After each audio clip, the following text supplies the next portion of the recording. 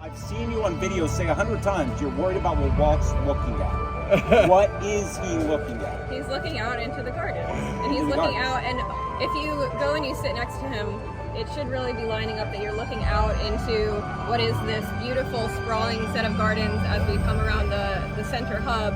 But then he's also looking out into the World Showcase Pavilion, which is what we wanted. And if we had set him right in the center, it would have felt, no one sits there, right? You would never, I don't think Walt would ever have sat himself centered.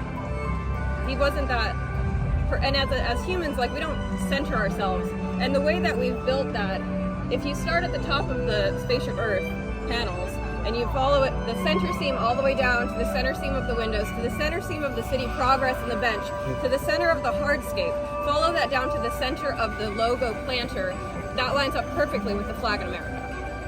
Yeah. Perfectly symmetrical. So when we talk about Epcot as a symmetrical park, it's symmetrical on that axis, right? So it was important for us to understand that symmetry when we looked at the plan here. And then as you can see today, you guys have been walking around all day. You know, for the first time in a very long time, we can go from the land pavilion over to mission space, right? And this east-west circulation is so critical and confused our guests for a long time when we had the old Communicore buildings, right? They just didn't know how to navigate from one e-ticket to the next. And so part of our plan here is to just provide intrinsic wayfinding. Like, you can see your next destination, but then offer chances to take a bypass, take a minute, and just look at how many people are using some of these seating areas. It's like, it's almost like they've been dying to sit down at Epcot, you know? And it's like, yeah, that's an important thing. You forget that. We've been talking a lot in early design, and you know, I mean, years ago, like, you know, we got an opportunity to put the park back in theme park, right? We never had a park here in the famous theme park. So that's was a real driver on the species, on the size. I mean, this stuff is big, and it takes a lot to get this stuff here, and it was really a driver to make it feel good as we open, as opposed to waiting for it to grow, right? Go back and look at aerials of when we opened. You know, we have little twigs everywhere, right? And so, but now we have to compete with some really great old growth in World Showcase, some really great old growth over here in World Nature. So it was important for us to go out and find great species. I mean, that was a deliberate iteration to have sort of the long view and have Walt sort of be a casual, welcoming thing and sort of a park-like atmosphere up at Dreamer's Point. So that was a very deliberate sort of effort. And then you have sort of the view across all the sort of 4 separate gardens that have their own personality, right? So that was a very deliberate move. Yeah. And Sam, you and I, we've talked now. We were in creations and connections, and I encourage everyone to go back into those spaces because now they're finally alive the way that we always knew that they would be when there wasn't a wall there. And standing in connections, you can see out into the gardens and into the spaces, and you do get that sense of transparency and diminishing of barriers that we wanted. And then as you'll start to see soon here, when it becomes dark, you can stand right here in this area and you can see all the way into that beautiful mural and connections. You feel the light. The buildings become jewel boxes, and you don't feel the building anymore. You just feel a continued set of environment. And the building so is just good. like we talked before when we had the fences up. It's like, this is going to be great. It's an extension of the building. We took off the heavy walls. We replaced with glass. We tried to make it transparent, right? We did a magic trick with the building, but you couldn't see it until now. And I think that now, when, as Brianna said, as soon as it gets dusk, give us a half hour, this whole place changes and it looks really incredible. Speaking of lighting, these are very It's so good. they look reflective of the intersecting triangles. Yeah. We just have great look. Epcot was a big, bold move, right? And you have to respect it for all that it did, all the patterning, all the materiality, all the honesty in construction, right? It's not a themed park, right? World Showcase has got themed finishes. This part of the park was never themed, it was just Epcot, right? And so when we thought about what patterning and shape language and material language we needed to use, we had to respect those late 70s, early 80s choices, and then elevated it in a new way, because some of this curbing they couldn't achieve in 81, right? They couldn't achieve it at all. We can now, but those color choices, material choices are in respect for these legacy pavilions, because they're important to us. And this pattern is important to us. And we got to celebrate it. We're going to continue to celebrate it as we move forward. It's just really, you can't ask for a better palette, right? If you just respect it, right? Subtle through lines of materiality too. This is the dichroic glass that we used in creations, that we used in connections, that we'll see, elsewhere as we continue to go. And it's not hitting you over the head with it. It's just like Scott was saying, a respect for the materials. And Doug was one of our landscape architects, and I would like him to speak about some of our other materials. No, I mean, there's repeating patterns, and I'm glad you sort of appreciate that. But we sort of want things to be familiar, right? As you go from like green space to green space, there's that comfortable sort of feel as you go through it. And so, the patterns on the light or our structures out here, or even in the paving, and some other surprises that we have out here, are really kind of that sort of bring that familiarity. It has to feel right? Yeah. And it was really important, and it's going to live for a long time. And we don't get to do this very often. We don't get to do the center of a park very often, and it's like such a privilege to do that. And I've talked before about it, but first step is we had to go backwards, right? We had to figure out what they were up to when Marty and John pushed those models together and tried to figure out what to do. You look back at the original art, we didn't know. Like the original concept, one of the original concept pieces was around the monorail, but World Showcase was emanating off of monorail stops. Like if you look back at some of the original art, right? So they didn't know what they were doing, right? And they landed on this conceit that we love and have come to appreciate, and now we needed to amplify it. What was really Epcot? What is it about? It's its own IP. It's its own place. It's the first non-castle park, man. We want to celebrate it and have fun with it. And it was scary, no doubt, right? Because you're walking in the shadow of giants, who were involved in this thing. And I think the team rose up and we nailed it. I think it's great. We're going to continue to nail it. We're not done. What else? We're also people who enjoy the parks, and this park specifically, and we have big Epcot fans on our team, but what we felt when we were, trying to figure out the project was we'd go and we'd sit in different areas of the park and we'd see that there was this need for decompression space, for places where people could enjoy these beautiful environments. So, our team, and as you can see, and I hope you all have been enjoying just sitting and watching and listening and absorbing the environment in truly beautiful spaces, because that was one of the big goals, was giving park back to the park. Just think about when you visit, right? Think about when you're actually traveling with your family, right? You remember the things you do. You remember Guardians, you remember those things. But the memories that you share for decades after are the moments in between the attractions. The places, the things that you share, the moments you laughed about, or the event that happened, or somebody spilled something and we replaced it magically with a new container of popcorn. That all happens here, right? We needed more space for that. More space for people to invent their own connection, and not just ride shows, attractions. Those are all great. We'll continue to develop those. But we needed more public area. Just give it back to the people who love it. And that's what this is about. Yeah, There's nothing wrong with it. We added almost like an acre of green space here. If you remember what was here before, it was like concrete jungle, right? So this is welcoming. This is an acre of usable green space. It might be passive at the moment, but we're not done. These spaces are gonna get activated, and we added 300 or plus trees out here, right? Shades of commodity, right? That comfortable. We're at a beautiful time of year. This is, as this evolves, as this grows, it's gonna, Could you have a great. speak more about the choice of the plant life? I think each garden wanted to have its own sort of personality. So I think we really, in our design workshops, try to sort of have each garden give it sort of its own little personality, some little special feature, right? So between here was sort of a gathering space, and there's some, active spaces to have that, and then a little bit of folly in the other gardens, and something that terraces, but it's all related back to sort of the ultimate vision that was for Epcot. And that idea of an ever-changing environment, as we have deciduous trees, we have trees that flower in the spring, we have azaleas that'll pop off. As the park does with our festivals, so will the naturescape evolve and change, not just because it's growing, but because we've picked plants that will grow and change and be different characters throughout the year. One of my favorite elements is the garden that's my creation shop, and intentionally the palette there of the plant life is silver.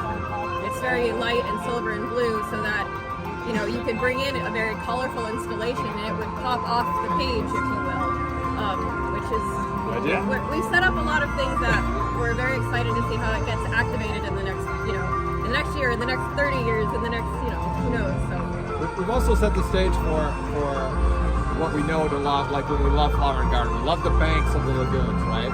And these main central features, including the cascading landscape right here in front of Dreamer's Point, the centerpiece, and then the large planter there, are designed to be activated for festivals. So right now they're in open state, right? We just opened, right? But when you come back for festival activation, when we really embrace this place and really lift it, you're going to see those change character depending on the festival. And that's in the plan, right? Which is hard to see today. We're there. No, it's a bit of a blank canvas in a way, because as those festivals come on board, you have a palette that we can sort of work through in some of these spaces. So it's really a neat. We did a sort of great opportunity. seasonal study of we laid over the calendar against the festival program, against what happens in Central Florida in terms of flowering and color and how it changes over the year. And then we met with our horticulture people who actually do the festivals. We say, here it is, here's the map. But don't interpret it as the direction, more the way you need to go.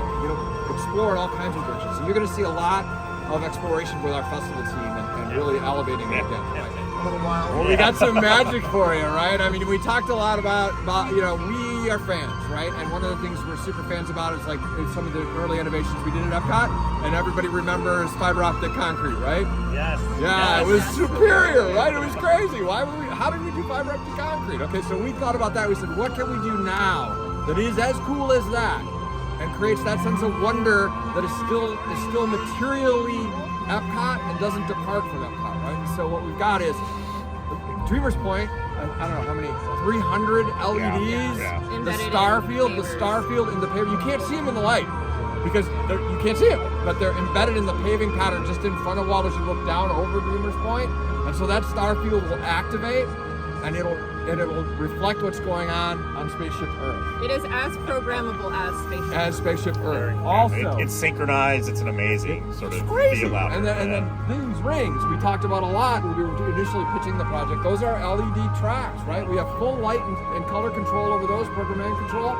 These giant show lights, right? Those are the largest theme lights we built. Do these have a name? I've been calling them obelisks. No, they're lovely lights. We love them. Yeah. We got a numerical name we don't want to tell you about. Sure. It's okay. Yeah, but they were the largest show lights we ever built until we built those show lights out there. So those are going to be even bigger. Those are coming later. But these guys are fully programmable. You're going to see those for the first time in about 15-20 minutes. You're going to see those come to life here, and it just changes the complexity, changes the whole sensibility of the place. And it has its own show, its own identity, and its own placemaking. And it can be deferential to what's happening at the lagoon later tonight, but then it can also celebrate what's happening on Spaceship Earth and tie together and energize the space, right? And so that And it activation will is like so great. It will evolve from what you see today. It will evolve to next week. It will evolve in a month. It's like a toolkit. It's like the coolest toolkit you can imagine. You've seen everything we've done on Spaceship Earth, right? I mean, all the things we continued, all the great programming. But please pay attention to the show that we got tonight, because it made Brianna cry last night. And there's a special moment in there. I'm sure you'll figure it out. But it's very respectful of where we've been, and very optimistic of where we're heading. And it's a great show on its own. Yeah. And the show lighting designers who brought the beacons of light that we have on Spaceship Earth are the ones who are continuing to work and who will continue to keep working with the park and the teams who maintain everything. So I'm really proud of them. They have really been working so hard because they really care so much about bringing it all to life. Okay, so where would be the best spot now to watch the Spaceship Earth show? Because we were in the front with the wall, but with the walls down. Guess what? Everywhere. Right? As long as you can see, as long as you can see into the center, you can stand here. You can stand over there. You can stand anywhere. You can still stand in the front. You just miss what's going on in the middle here. But you anywhere here. We stood at the top of World Showcase Bridge last night and we watched it happen. Right? And it was wonderful. Right? And because when everybody needs to see it, man. We gotta. Yeah, it's a holistic experience. It's really neat. So, I think we were all crying this morning. It's good. I would like to know what you guys think is the best spot. Like that's part Yeah, of yeah, this, you right? report back out. Yeah, Like, you let us know where the best spot is. This Yeah, is yeah, your yeah, part. yeah. Discover it discover it for us, because we'd love to know. You know, we hear the opinions. We want to know what you guys think is the best spot, or what the plants are doing for you, and we listen. We're reading. That's a 360 design, right? So you get each little quadrant, so guests can get a different experience from different angles out of it. Can you talk about the different almost neighborhoods, like how over there it's the creations, but then we have kind of the metal rustic area over here? What was the inspiration and story behind those? Yeah. Peel back the curtain behind those. Well, maybe, yeah. I mean, we'll talk about what the materiality is first, right? So we talked about the materiality, how to be honest, right? And so we have a lovely design of the tree grates that are over in front of Creations and Connections, that beautiful Epcot patterning. And so we imagine that what happens if we take that vertically, right? What would happen if we did that, right? And so that was the inspiration for this. And what they are really is giant boxes that hide show programming equipment. Turn sculpture. They're sculptures that are practical. So they hide. So on the tops of these ones in the back, there's lighting truss that activates the position for the show at night, so we can bring in performers with an iPad and turn the show on. Wouldn't you love to watch Right? like a With trio of no- like a cello and a violin playing in that cable garden tray, at night? Like, no I chase, would. no weird plugs through the planting, nothing. It's all ready to go, right? And that's what that's about, that materiality. We love it in the I hope you saw in the sun how the sun casts the shadow of the patterning on the pavement. And it's just intentional choices made with a constrained palette in a wonderful, respectful way, right? Nothing here doesn't have a purpose.